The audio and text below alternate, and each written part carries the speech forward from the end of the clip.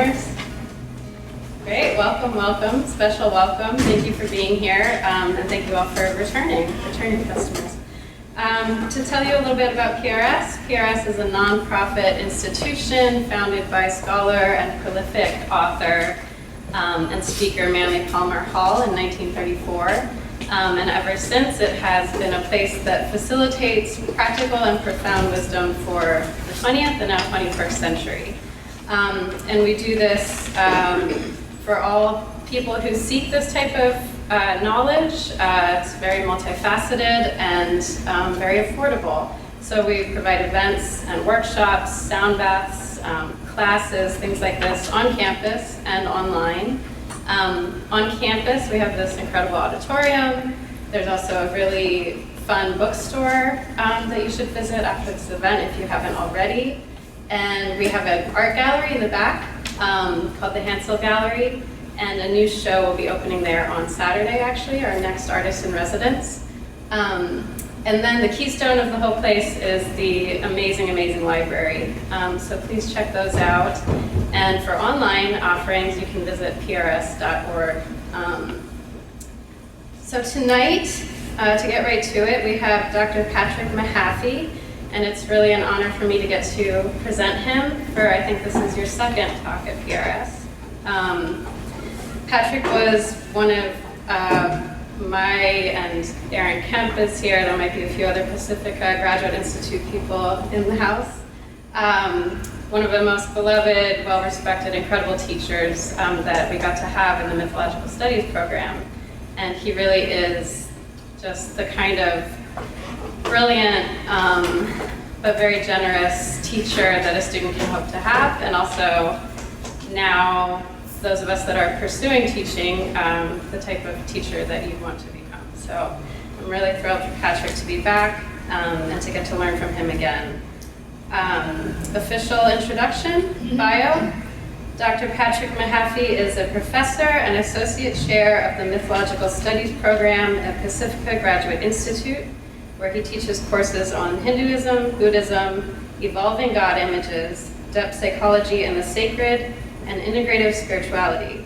He has practiced contemplative yoga for over 40 years and has traveled to India 7 times for contemplative retreats and pilgrimage.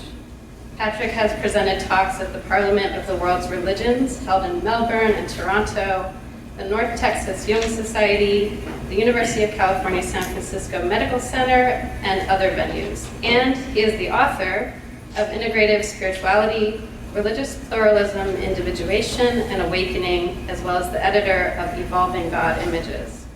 So please now join me in welcoming Dr. Patrick Mahaffey.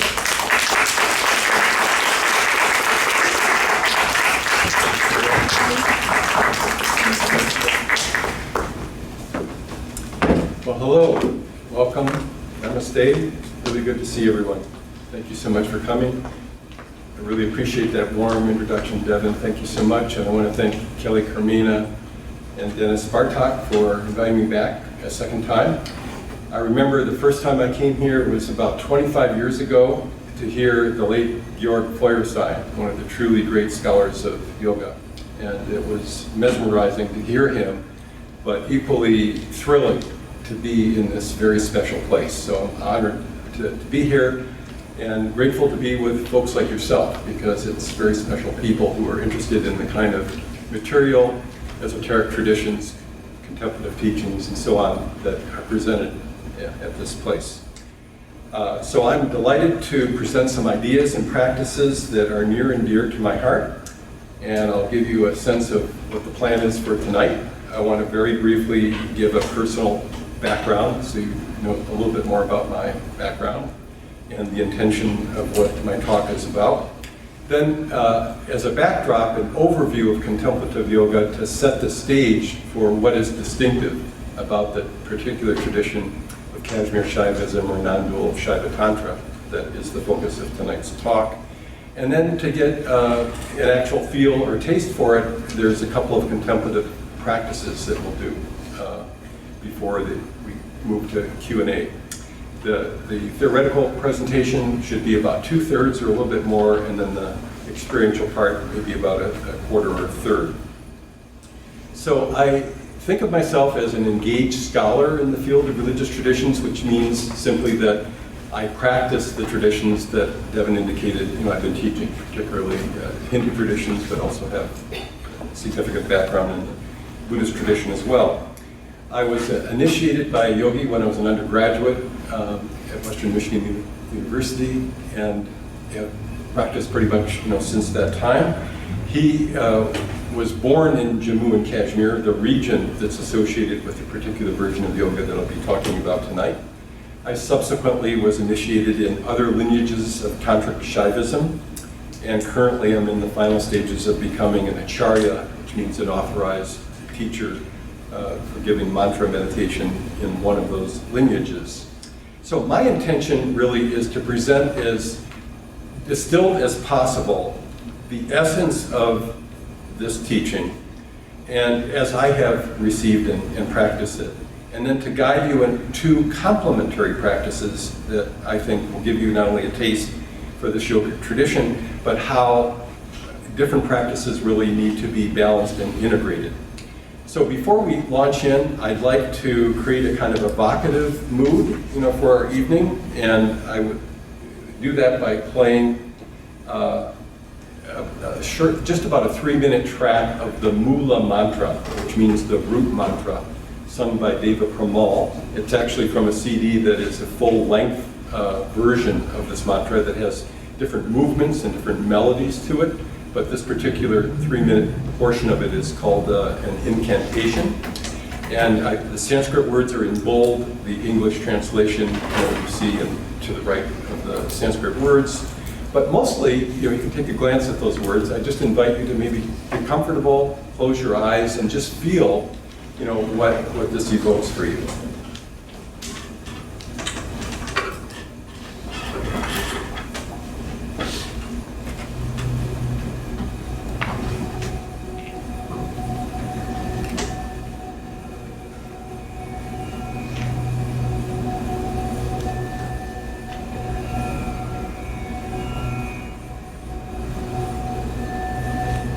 Om Satchidananda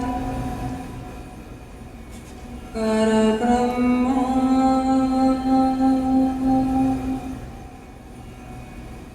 Purushottama Paramatma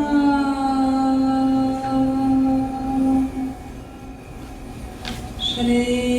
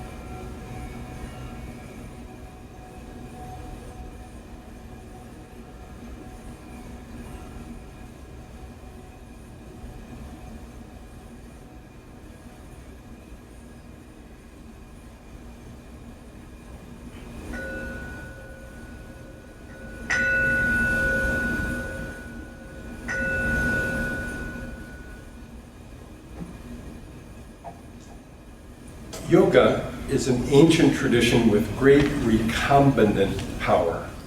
I like to use that genetic metaphor to refer to its capacity to renew and reiterate itself in forms that synthesize and integrate prior forms into integrative forms that suit the needs of the time.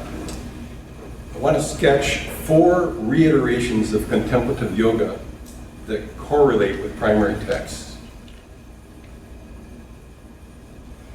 So the first iteration would be from the Upanishads, the most ancient layer of texts that are part of the Veda, the contemplative portion of the Veda. And in this text, the essential definition of yoga is union. The union between the inmost self, called the Atman, and the divine, called the Brahman. Now, put in the form of a formula, what's called a Mahavakya, a great saying. There are 4 of these in the Upanishads. The one that maybe many of you are familiar with is Tat Twamasi, which means that thou art, meaning you are that. That's what your essence is. And there are 3 other Mahavakyas that convey the same thing.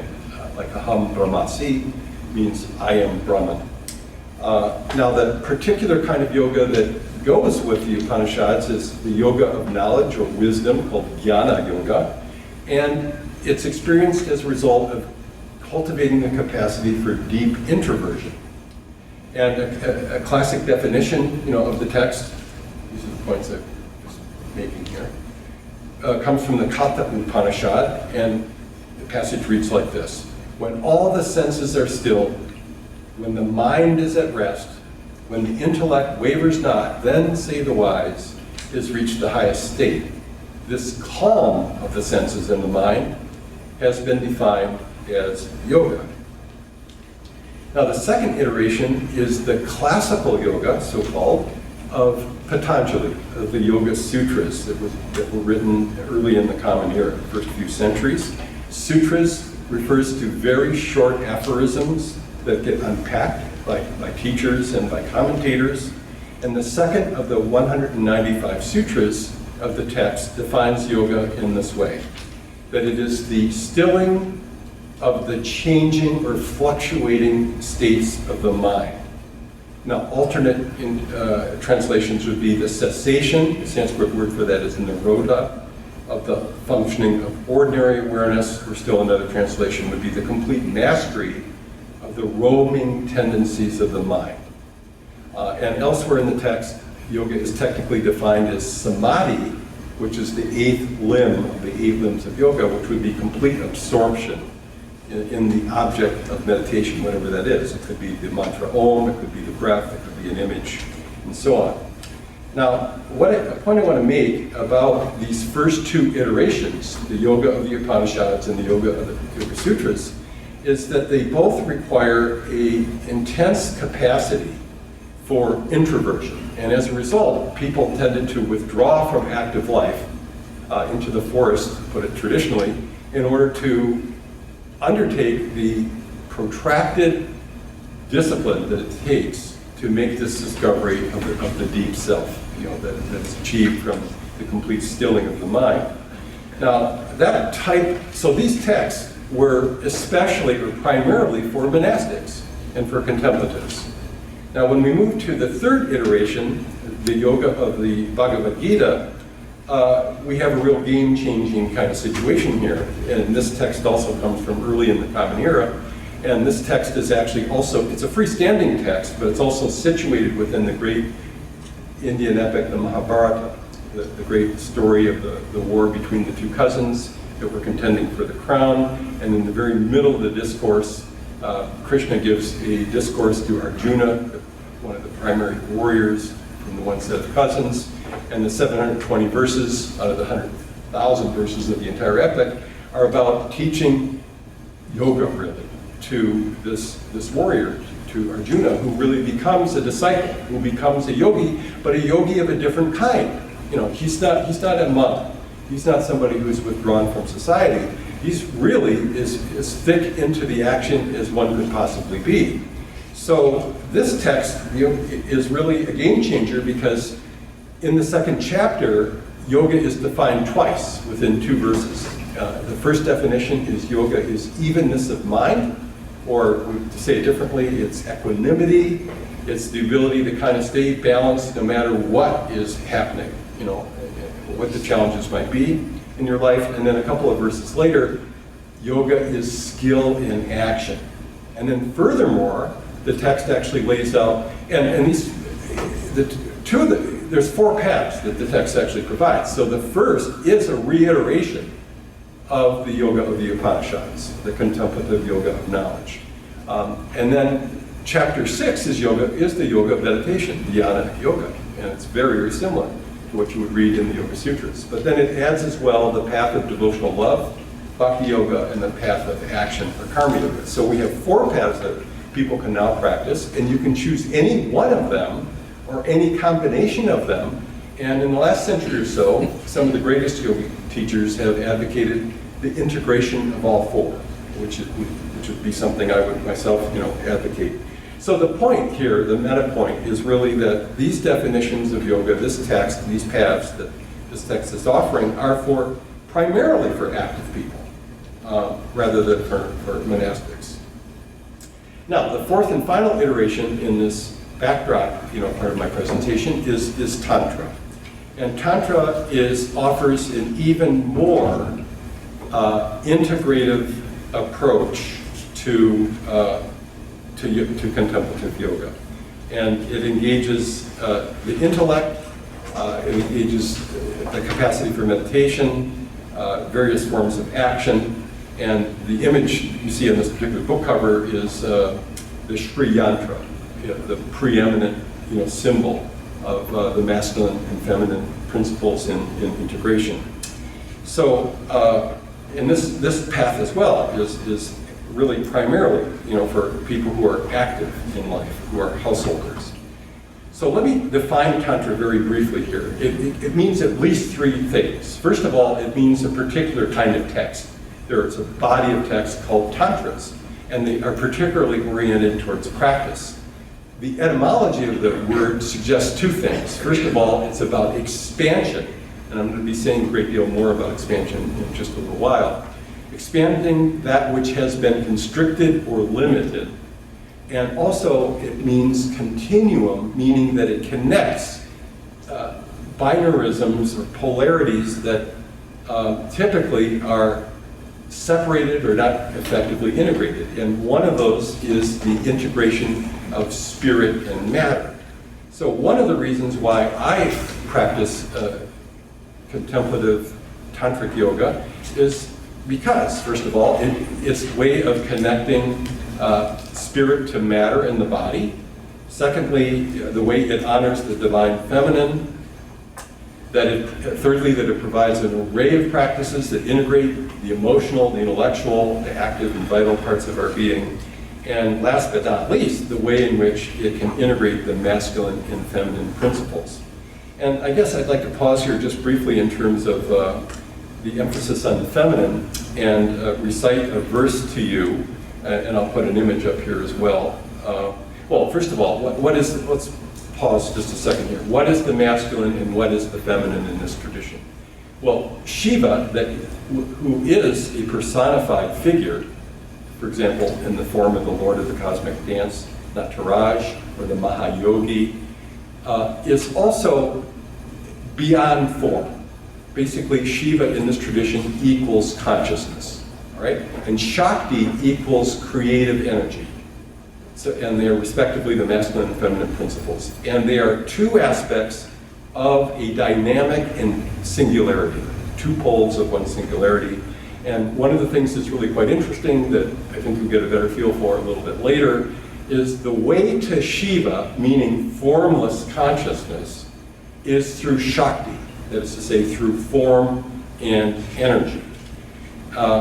So a verse that accents the beauty or the importance and preeminence of the goddesses is a verse that I like to chant, every morning, and it goes like this: Nami chit pratibam devim param bhairava yoganim matramana prameyam shat shulam bhuja kritaspadam. So basically what this verse is doing is saying, the translation would be, I bow to the Supreme Goddess who is the surging inspiration of consciousness, the all-embracing consort of Shiva, who is seated upon the central lotus above the three cusps of the trident that are the knower, knowing, and know. So here is an image of this goddess. Her name is Para, and she is a esoteric or tantric version of Sarasvati, the goddess of wisdom, depicted here as you see, playing the veena. Now, next I want to say a bit about the great sages of the tradition, and I'll mention three in particular, and then also a text that doesn't particularly have an author. So Vasugupta is the first in the sequence. All of these sages lived around the 8th to the 12th century of the Common Era. And the story about Vasugupta is he had a dream in which Shiva appears to him and tells him to go the next morning and turn over a rock in Kashmir. And when he does so, the myth of it is that the verses of the 77 sutras of the Shiva Sutras are underneath this rock. So that's the originating story for the Shiva Sutras, text I'll be talking about a little bit later. He's also associated with the Spandakarakas. I'll say a bit more about that text later. You'll notice that parenthetically, a way to translate that in English would be the stanzas of divine pulsation. One of the more erudite books on the tradition that I didn't include on your handout is called The Doctrine of Vibration. So the notion of vibration, pulsation, and so on relates to the principle of Shakti, and I'll be saying something about that more, and we may even experience a little bit. Now, Abhinavagupta was the greatest of all of these sages. He wrote voluminously, including his masterwork, Tantra Loka, which means light on the Tantras. It's 5,800 verses spread across 37 chapters. It has yet to be entirely translated into English. There's a number of scholars working on it. And his preeminent disciple was the sage Kshemaraja, who wrote the text, the Pratyabhijna Hridaya, which translated in English means something like the Heart of Recognition Sutras. And I'll be talking about that text too a little bit later. And then the last text, the Jnana Bhairava Tantra, is verses that provide portals, 112 contemplations through ordinary kinds of experiences for accessing the divine. And I'll say a bit more about why that approach, is important in due course. So next I want to show images of great figures associated with this tradition. This is Swami Lakshman Ju, who was the last living master of the tradition, who kept it alive and transmitted it to Western scholars and practitioners, including John and Denise Hughes, who lived actually in Los Angeles. I just learned from Aaron that they've now relocated near Portland. But they founded the Universal Shaiva Fellowship, and it has a website, and I listed this on the handout that you have. And by the way, in case anybody didn't get a handout, there's plenty of them available, at the front, at the back entrance to the room. The next figure is Bhagawan Nityananda from Ganeshpuri, India. This is a village that's about an hour from Mumbai.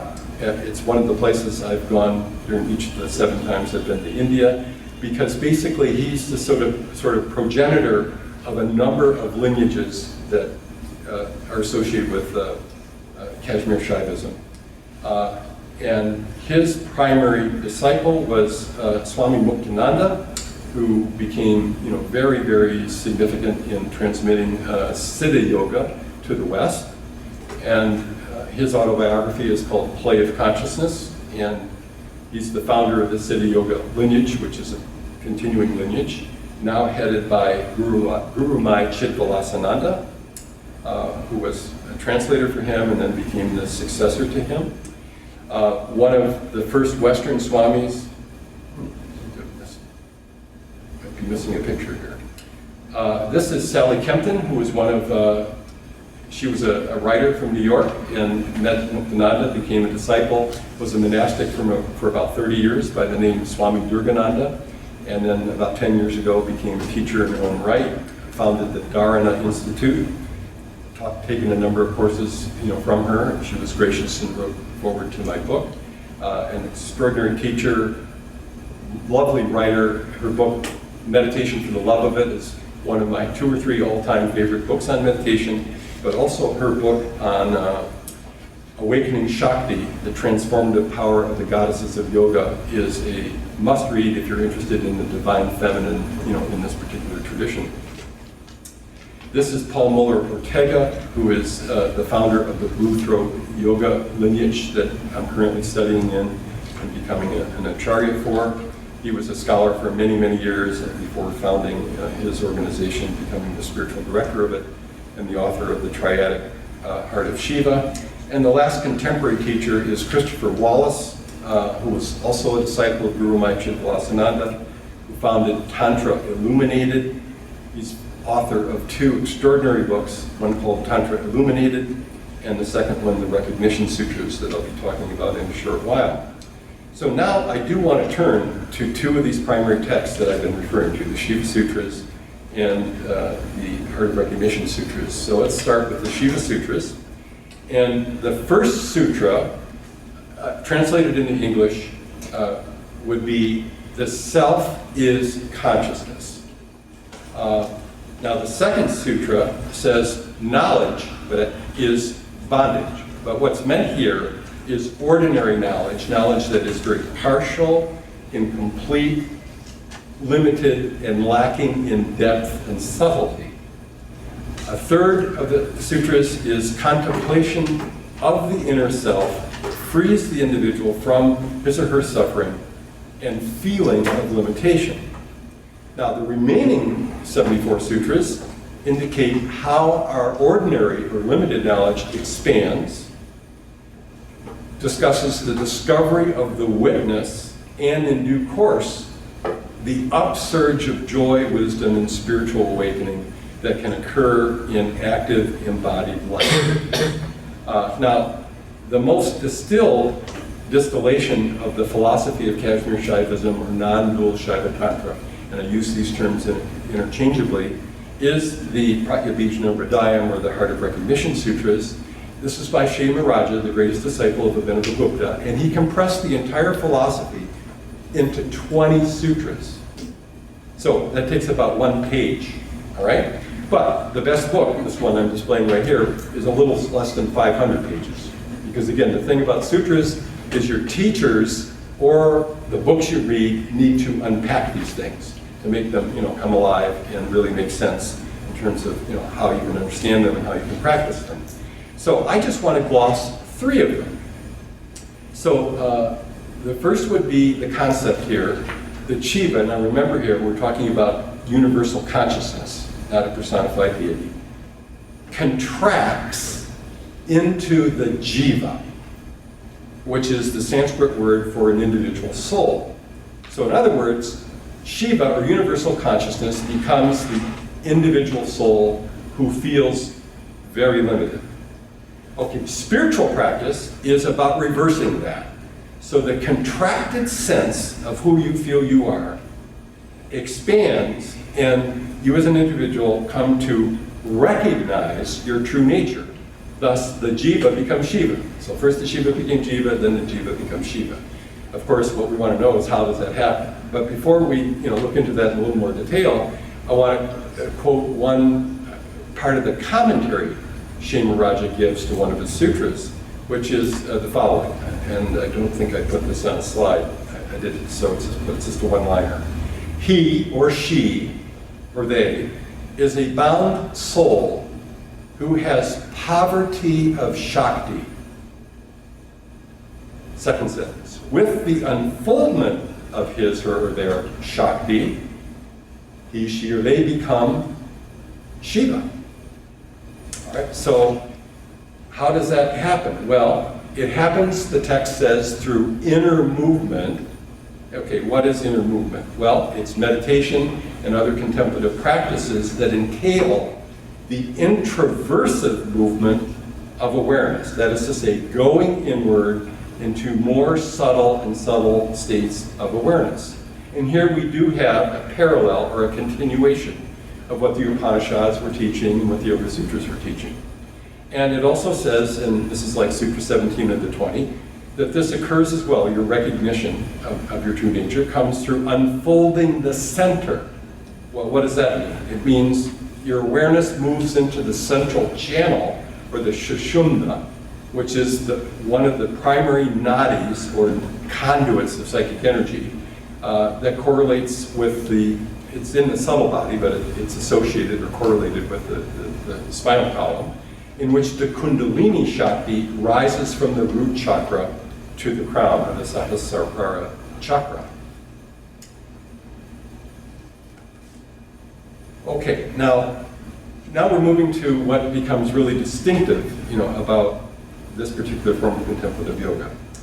For nondual Shaiva Tantra, or Kashmir Shaivism, it is not enough to go inside via introverted concentration, which culminates with merging with the self. That's a tremendous achievement. It's phase one. This is what this particular tradition is trying to say in terms of its innovative, reiteration. The ultimate aim, or phase two, is to merge with the world. So the technical terms is merging with the self is Atma Vyapti, merging with the Atman. Merging with the world, or merging with Shiva, is a profound way of being reconnected, re-engaged in the world, such that it becomes really a dancing, vibrating world of great splendor to which you contribute your creativity and your gifts in whatever ways you can. And this is a form of liberation, or moksha, to use the term of the tradition, that occurs in the body. It's called Jiva Mukti. The Jiva experiences freedom or liberation, in the body. Now, there is one other text that I had referred to earlier in its Sanskrit name, the Vijnana Bhairava Tantra, but in English, I rather love this particular translation, called the Radiance Sutras. I didn't think that I would, speak about it, but I really can't resist. So, first of all, let me say a bit more about what's distinctive about it, and then drop in a little bit of a poetic version or passage from the text. So, what this text is teaching is that our ordinary experiences can be contemplative portals to the energy, or Shakti, and radiant splendor of the divine that is located in our bodies and in nature. And it specifies 112 different portals or ways to do this that include, but aren't limited to, your experience of your own breath, the experience of listening to music, the experience of savoring food, the experience of savoring sensuality or sexuality, the experience of the spaciousness of the sky, or any strong emotion, even so-called negative emotions like intense anger or something like that. Now, the key to these portals is that you must engage the experiences fully and completely, not partially. These contemplations are revealed in this text through a poetic dialogue between Shiva and the goddess. She feigns that she wants to be taught. She's actually the real thing, but she says, please teach me, and then he reveals these wonderful things. And that's where I want to read a bit of that introduction to how these teachings come from this particular translation, which I really, really recommend to you. So the text starts something like this. One day the goddess said to her lover, Bhairava, which is another name for Shiva, I have been wondering, what is this delight-filled universe into which we find ourselves born? What is this mysterious awareness shimmering everywhere within it? What are these energies undulating through our bodies, pulsing us into action? And this matter out of which our forms are made, what are these dancing particles of condensed radiance? What is this power we call life appearing as the play of flesh and breath? How may I know the mystery and enter it more deeply? My attention is enthralled by a myriad of forms, innumerable individual entities everywhere, flashing into existence and fading away again. Lead me into the wholeness beyond all these parts. Do me a favor, my love. Let me rest in your embrace. Refresh me with the elixir of your wisdom. Ravish me with your truth.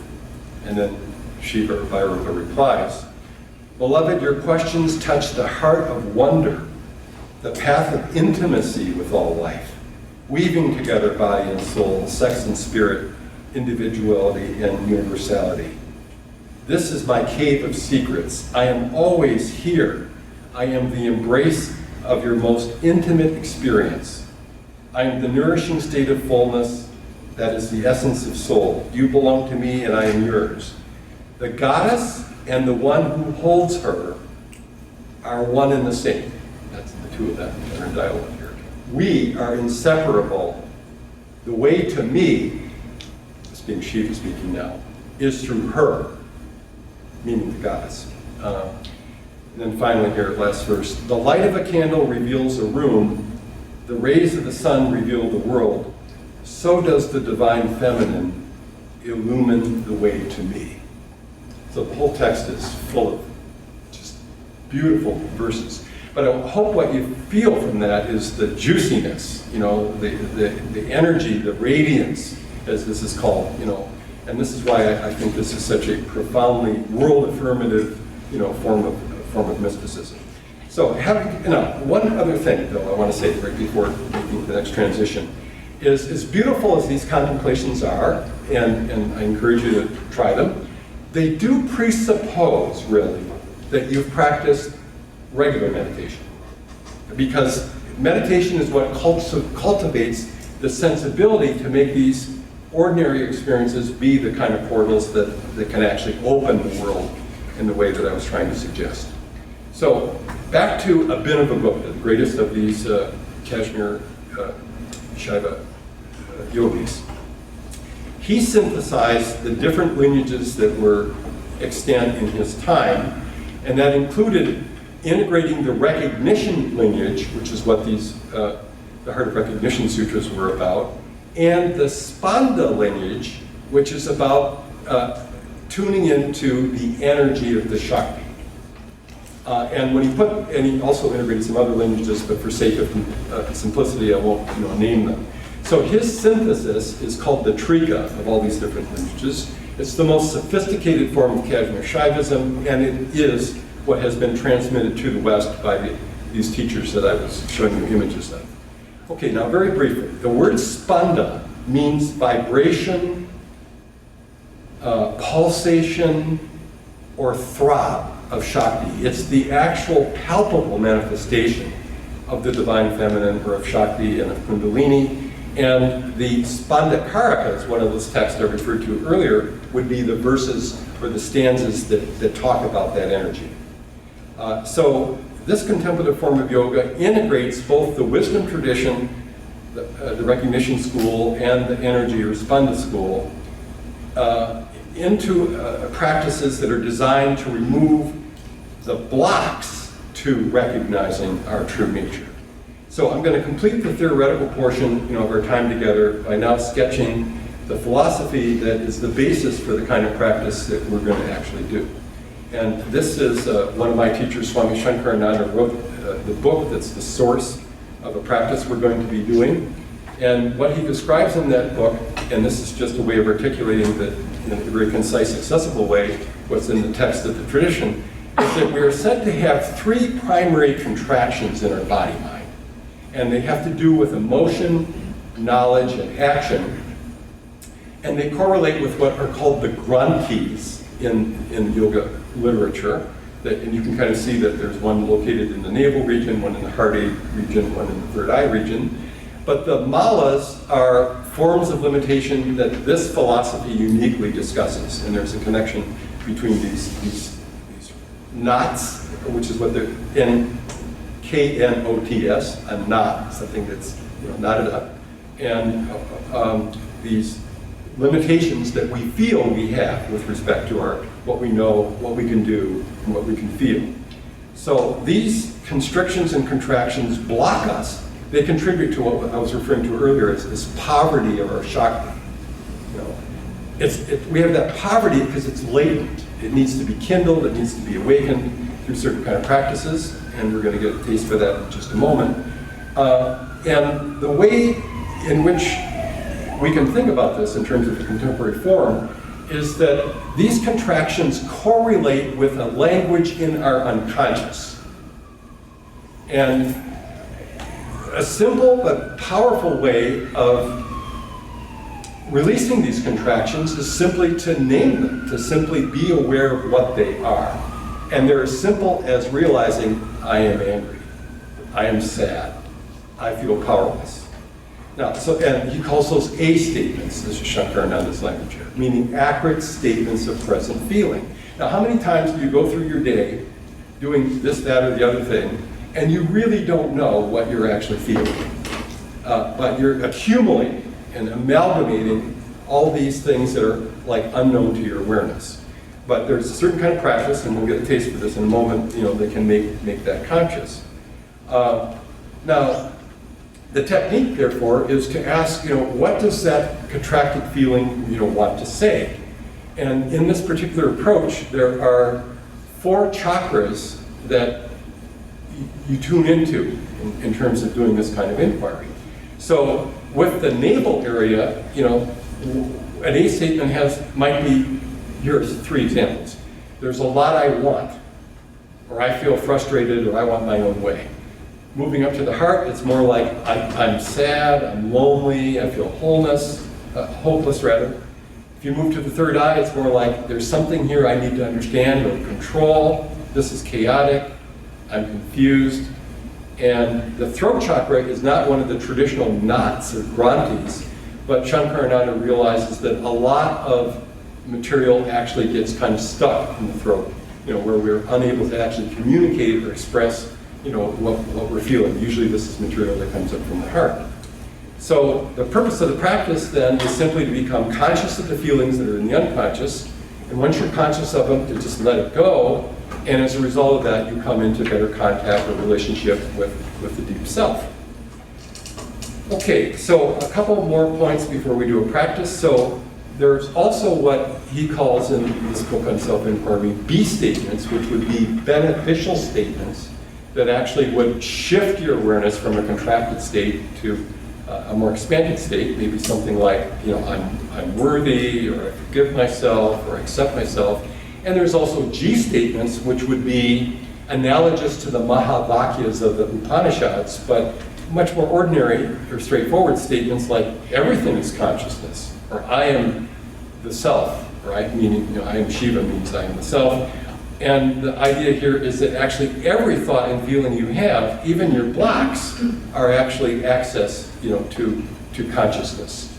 Now, for the practice we're actually going to do does actually, you'll hear some of these B statements being made. But what I want to say before we move into practice is that actually this can be done very quickly, 5 minutes or less. No matter where you are, very privately, you just ask yourself, you just try to tune into these 4 parts of the body and try to realize, does it feel good there, or does it feel bad? Does it feel constricted? Does it feel tight? And if you notice which ones feel good, which ones don't feel good, and the one that feels worse is really the area that you're most blocked. Now, the version we're doing presupposes the simple form. It's called a healing meditation because it will actually add these B statements so it becomes a little bit more of a robust way of experiencing the practice. So what I want us to do, though, before we do this is a preliminary practice. And that would be a form of meditation. And it would be with a mantra, and you can take your pick.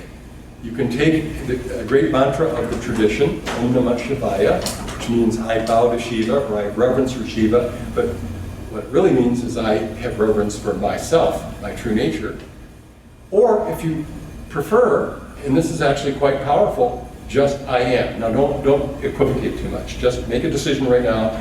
If you like doing this later, you can decide, which one you want to do, after tonight's program. But for now, without thinking too hard, you'll be going with one or the other in just a moment. We'll do this for 5 minutes. I'll play the tambura, a drum string instrument.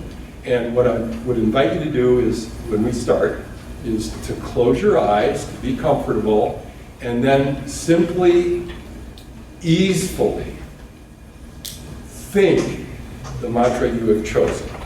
Om Namah Shivaya, or I am. You just think it, and you don't push anything away. No thoughts or feelings or sensations, they're all allowed.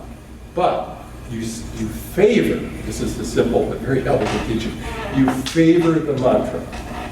Now, 5 minutes is a little too short for the mind to actually really settle down, but I wanted us to do this because in terms of complementarity, my assertion would be this.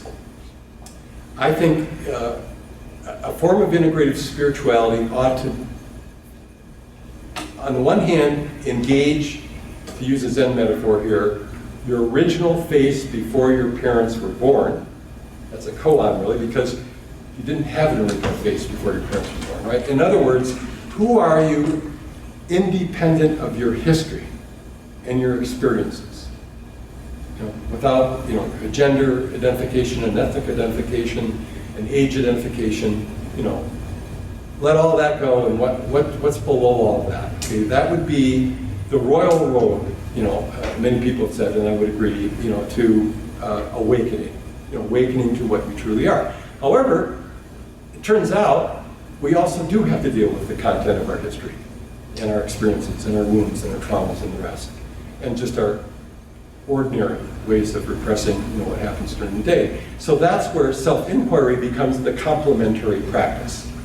And I would say meditation would ideally be done every day, and I would encourage, and this is not just me, there are countless people that would say, if you could build up to a 20-minute-a-day practice, that would be really great. And if you really had a lifestyle that permits it, and you're enthusiastic enough, 2 sessions of 20 minutes a day, one in the morning, one in the late afternoon or early evening, would really be the ticket. As some of you may know, that's what transcendental meditation, has taught for decades, and many other forms of yoga as well.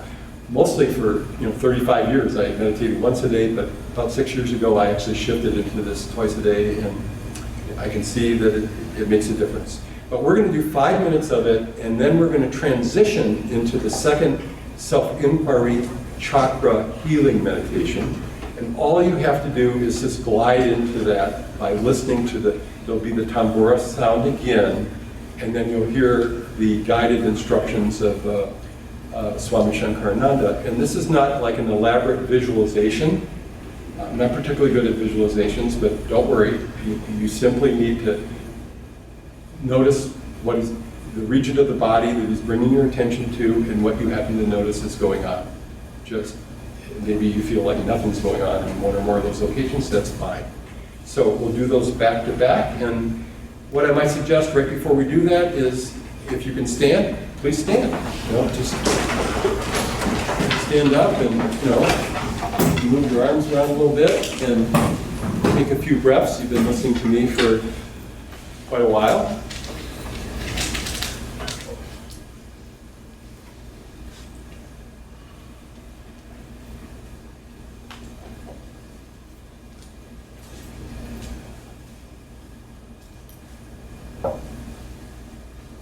Okay, so the 2 practices together are going to take about 20 minutes, and then we'll go straight into some discussion right after that. So please take a seat again. And I will, I'll ring a bell at the beginning of the meditation portion, and also a little bit at and then one at the end. And then, like I said, we'll be transitioning from the mantra meditation, which will you'll simply be listening to the tambura, and then the guided meditation follows immediately after it. So get comfortable in a posture you like. I encourage closing the eyes.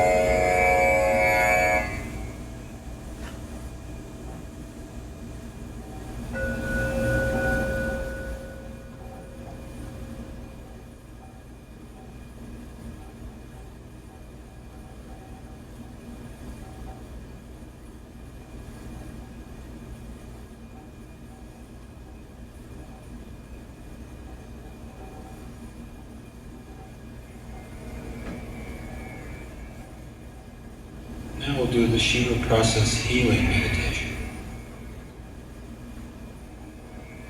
In this meditation, we'll go back into each of the centers or chakras. We'll feel the feeling, and we'll bring an affirmation in to see if we can open up the feeling in each center. Each of the chakras has to do with a different area of life. Let's begin by bringing our attention to the navel center. Feel the feeling in the navel center. The navel chakra has to do with personal will and desire. Often we feel constricted there when we feel a tension in our life, when we feel out of harmony with the divine will. So let's bring in the idea here of surrender. The words we'll use are I let go. Bring the feeling, bring the words into the feeling. I let go. I let go. Feel the feeling in the navel. Bring in the idea, I let go.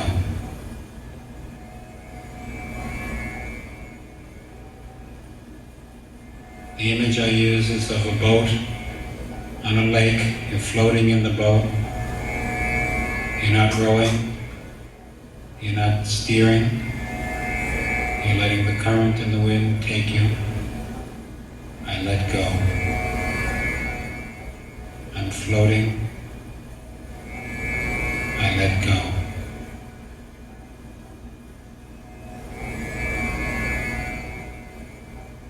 There's a sense of not directing, not pushing, not pulling, not manipulating, just letting life flow. I let go.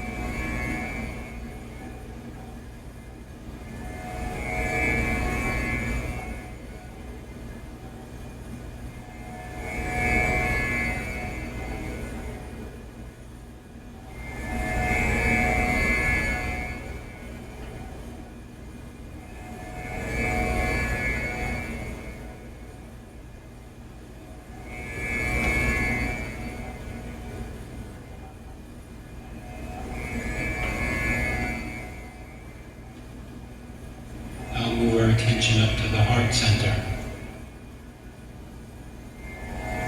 Become aware of the feeling in the heart center.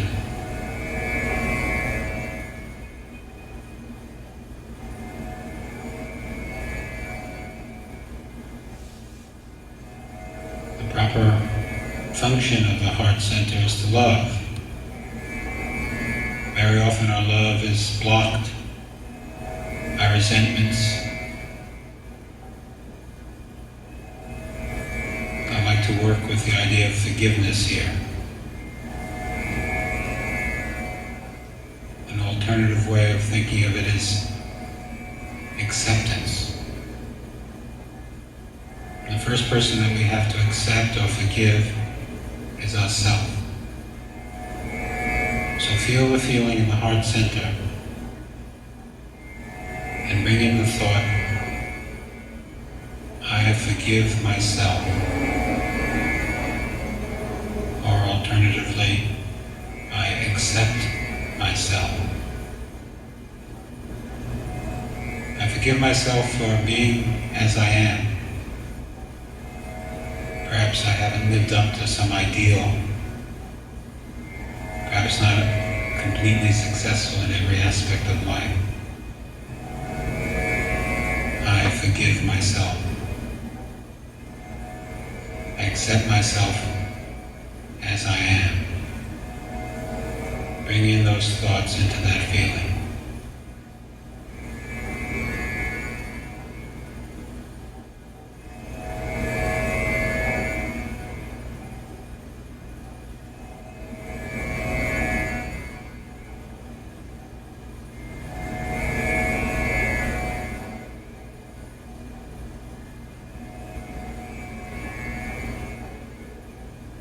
This may be easy to do, and you may find it very uplifting, and that's good, or you may find it difficult. And if that's so, at least it brings information. I accept myself.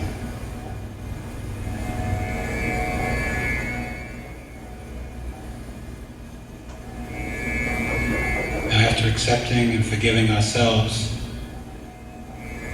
think of 3 or 4 or 5 people closest to you.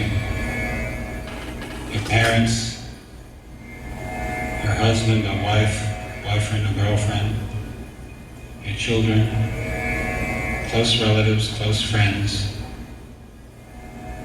And one by one, envision each of them in front of you. Feel the feeling in the heart and say, I forgive you. And feel the feeling that arises. Then after you've felt that feeling, then say, please forgive me. And feel that feeling. Do this even if you think those issues don't exist with a certain person. The feeling may tell us differently. Alternatively, you can say, I accept you. Please accept me. In each case, feel the feeling that goes with the statement fully. I forgive you. Please forgive me. We'll take some time now to do that.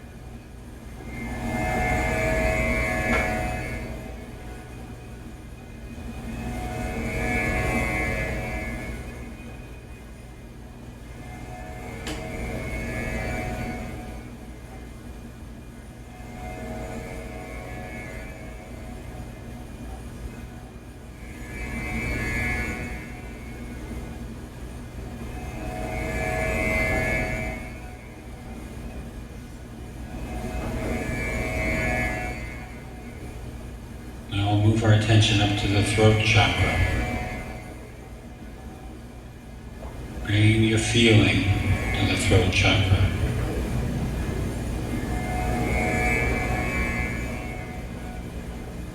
The throat chakra has to do with expression, communication. Bring the thought into the feeling. I express myself completely and freely. Sometimes we block our expression. We don't allow our thoughts and our feelings to flow naturally. We feel guilty, unaccepted, inhibited. I express myself. I express myself fully and completely. I express my thought. I express my feeling. Bring those thoughts right into the feeling in the throat. I say what I need to say. I say what I need to say to the people that I need to say. I express myself.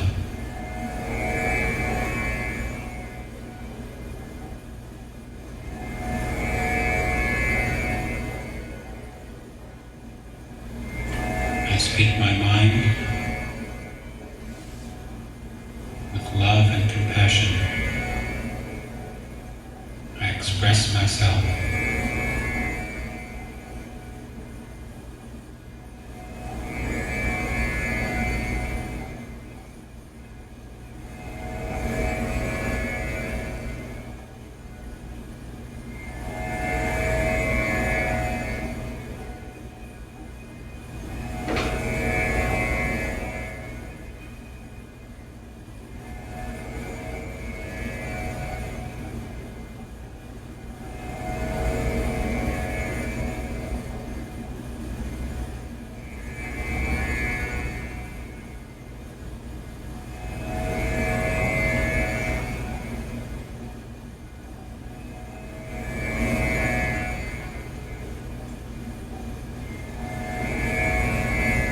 Now let's move our awareness up to the third eye, the brow center.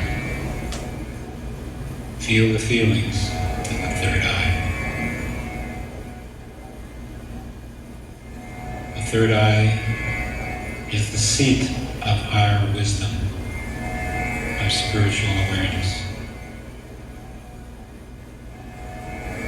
Feel the feelings in the third eye. And bring in the thought, I expand my awareness. I expand my awareness. Very often our awareness is limited by our limited understanding of who we are and of what the universe is about. I expand my awareness. My awareness is wide as the sky, full of insight, full of compassion, full of wisdom. I expand my understanding.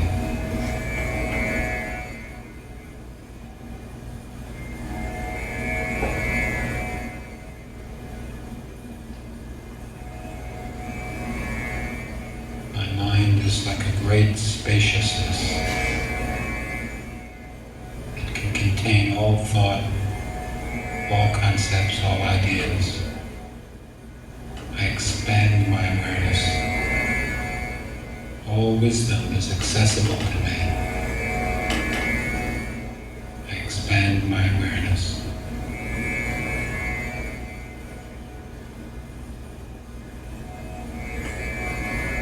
Let yourself enter that expanded awareness and float in it. It is a sea of light, compassion, and peace.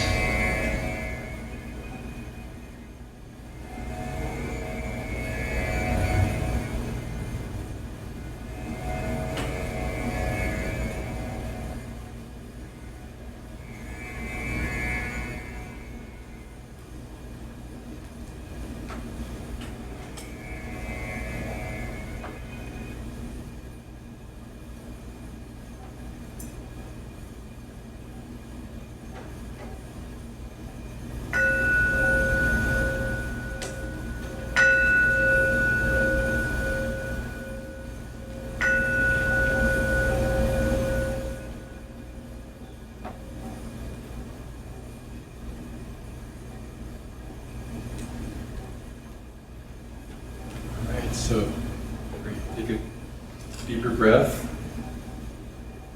Maybe a second one. Slowly open your eyes. Back fully to the room.